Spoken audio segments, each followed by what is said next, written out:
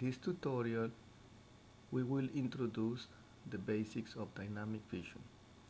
This topic is related with the study of the changes that can be found on a sequence of images taken over a period of time. For example, let's say that we take a series of pictures of an object, maybe let's say that is a toy, and then we compare the images. Maybe one of the expectation is that when we compare an image of one of the pictures with another picture, because it's the same object, that they should be identical. There shouldn't be any changes. In this case, remember that we see images as a matrix of numbers. So when we compare the two images or the series of images, we will probably expect to see the same numbers over and over in all the matrices. However, there may be changes, and this is the idea of this topic, that we will study if we are taking pictures or we are getting images from the same object, why we're not getting the same numbers. There may be different reasons. If this is happening over a period of time, one of the possible reasons may be illumination. For example, maybe we took a picture in the morning, and then later, I don't know, the other picture was taken 6 p.m. or the other was taken at 9, and there is a window, and then we're getting light, so maybe one is lighter or the other is darker, and that will also, of course, affect the intensity values of the colors that we were using for the image. So, and again, this topic has multiple type of applications, because maybe the same. I mean, we place a camera outside a house to monitor the security of the house, and we're taking pictures. So this is maybe a video camera, and then the video camera is sending the video, and the video is basically a sequence of pictures, of frames. And again, there may be changes due to illumination, there may be changes due to, I don't know, something else that we will explore here. And somehow we need to make the analysis from what we're getting, that perhaps for what we define secure, that it is, there is nothing secure, but there may be a change on, I don't know, that we got all the doors and the windows closed, and that's what one frame says, and then there is a change. Maybe the change is due that somebody's opening a window and a door when shouldn't be open, or somebody's standing outside the house, and that's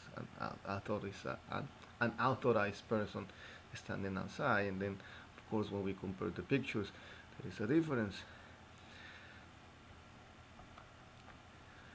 Okay, so again, we know that we represent images as a matrix, or we can also see that as a function of two variables, x and y, where x and y represents the location of the pixel in the image, and then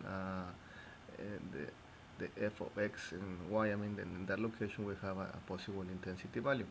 Now look that we're adding a t, which is time, because we will be comparing images, which is the f. The x and y represents the same location in that object of, and the difference is that now we're talking about different times. I mean, the picture was taken at different times, and again, maybe we're taking a picture over I mean, you can think of, I don't know how many possibilities on a face, and then what will be the time, I mean, every nanosecond, or we compare the face once a year with the other face, and we want to see there are changes. Now, the changes, here there is 4 possible causes. Maybe the changes is the motion of the camera. Maybe the camera that took the first picture and the second picture is not placed on the same spot. Like in the case of a camera, the example that I said that I'm putting outside a house, maybe that's not the case. If we're talking about for security, the camera maybe is not moving, maybe the camera is in a fixed location taking a series of pictures. Maybe the camera is moving, maybe it's monitoring different areas, and maybe that affects. So we need to have that in, I mean, consider that in whatever analysis we want to make. Or in the case, maybe there are objects that are moving, and if the objects move, there should be changes. And another is the illumination changes, or changes in the structure or size or shape. In this case, in the structure, maybe there is a what the object is changing in the same. In the case of the house, maybe there are I don't know. There is some construction, or there are some repairs, or there was I don't know. There was a window, and then they decided that they're gonna change that window, replace it for something else, or make any other updates for the house, and or additions and so on, or the same for any object. Um, or for example, some of the government applications for security, um, they monitor maybe places where areas where they think there is some terrorist activity in other countries, and they use some aerial pictures, and then they monitor the areas, and they say this is what the terrorists usually gather. And then in that case, maybe changes in the structure, because maybe there's now a building that wasn't there before, or there is or something that wasn't in that map or that aerial picture before, and that give us some type of information. Again, going with the possibilities for the dynamic nature of the changes that we can find, we will classify that as SCSO, SCMO, MCSO, MCMO, which again, they all have different causes, and there will be different approaches that um, the, that we will have, and all depends on the interest on the research for people to find solutions for those problems. And in those cases, the SCMO is the one that is the most developed, is the one that gets most attention of people that wants to do some research. And again, the S in those four possibilities means stationary. That means it's something that is not moving. I mean, a camera. So the SC in those cases is a camera that is not moving, and then the object is not moving. So the, the object is not moving, and the camera is not moving. And in the second one, you see the camera is not moving, but the object is moving. And then and again, the object and okay, in this case, for example, maybe a person have seen research that that is exercising, and this is an athlete, and then we want a computer to see if they somehow can copy whatever they do when they exercise, for example. And then why? Because we believe that whatever this person is doing is very successful in accomplishing some type of goal when they exercise. And then it says, okay, let's place a camera and let's see how this person exercise. So this person in this case is moving, and then we try to make an analysis on the movements that they have. And again, each one maybe have a different example, application, and a goal. And then the MC means, again, the camera is moving, and then the SO, the object, is not moving. And the last one, the camera is moving and the object is moving. And then I have a note though that this is one of the most difficult to analyze, and the one with the least interest in research because of the difficulty, and then maybe some people thinks that there is not that many applications on. So I mean, they are all very interesting. Depending on which one we want to target, is the type of analysis that we will have. So let's just start with a very simple idea. Um, what is change detection? So again, this topic is related with dynamic vision, which is basically the same as motion. So we got again sequence of frames, so we can see a sequence of images or pictures, and then we can first imagine as an example that they relate to the same type of object. So initially, let's think about just two possible pictures or two possible images. And if we see those again as a matrix, and then we said, okay, if there are no changes, the easiest case to think is that these two frames, these two set of numbers, they're identical. So maybe one easy way to think about it is to do the difference between the two frames, the difference between the two matrices. So um, if they are identical, when we subtract the intensities values from one from the other, we should get all zeros. And let's say, that again there is no changes, there is nothing, and then it says, okay, we expect um, the identical. I mean, we subtract that there should be uh, zeros, right? So maybe we can average the changes, sum out the changes, and then we get a zero, or we get a specific number, and then we say, I think there is no change, there is not a significant change. So this is what we gonna say first. The difference picture we're gonna call the DP. So this is DPJK over and X and Y will be the pixel.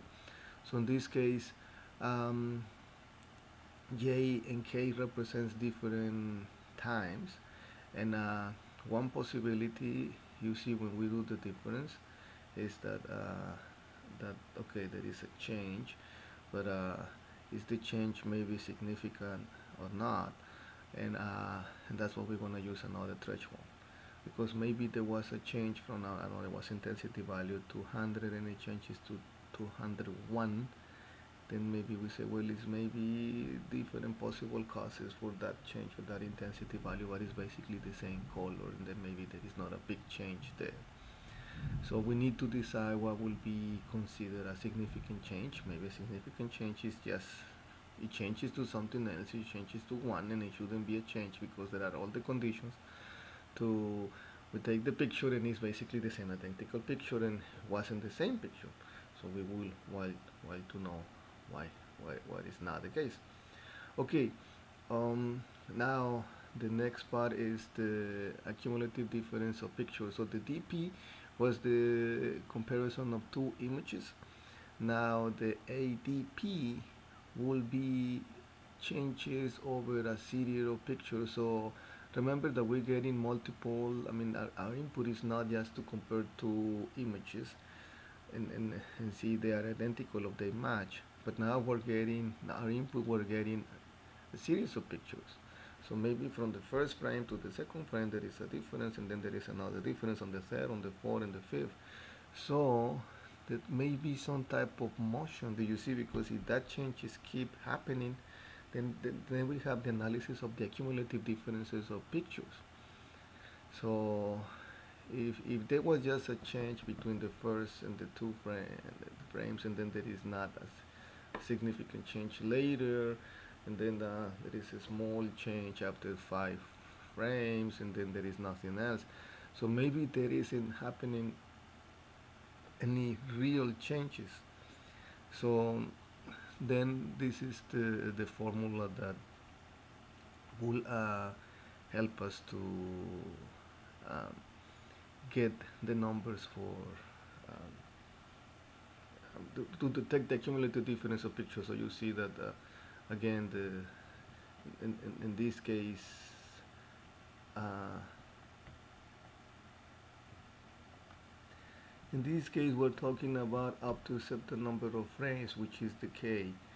So ADP, so the cumulative difference of pictures up to the zero, which is in this case no change, and then hit up to the K frame, and look at how this is a formula is recursive.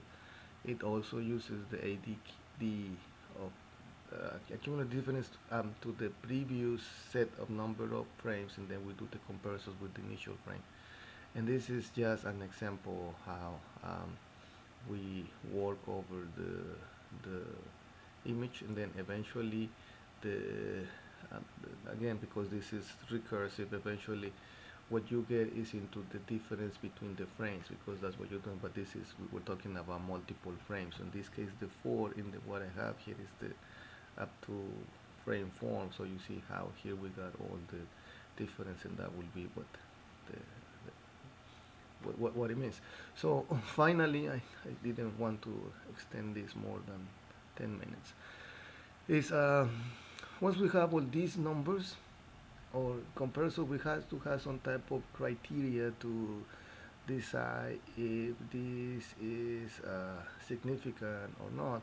So we will use some concepts from statistics, and in this case, we some of the topics from statistics is that we place some hypotheses, the null hypothesis and the alternative hypothesis, or which basically what it says is that one we will say that there was a change, and the other that wasn't a change, and we will explore if there is a changes on the what is the mean distribution and the standard deviation from one image and the other, and and, um, and from that we're gonna determine a likelihood ratio when we compare those, and, and basically what we will explore is in the hypothesis and using this likelihood ratio, if the if they come from a single Gaussian distribution, which in this case we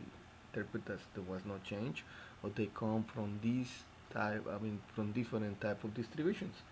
So then, I mean, if they maintain the same type of distribution, we say, well, maybe there wasn't really, there are not really changes, but they maintain. Like for example, in the case of illumination, that's something easy to see that says, okay, it's kind of maintaining the same type of distribution, the intensity values. So this is just an example of a possible study, and this is something that maybe some it reminds you class that from probability and statistics, but this is just a good idea. Again, this is a possibility to study changes that we can apply, and we will further study on this later.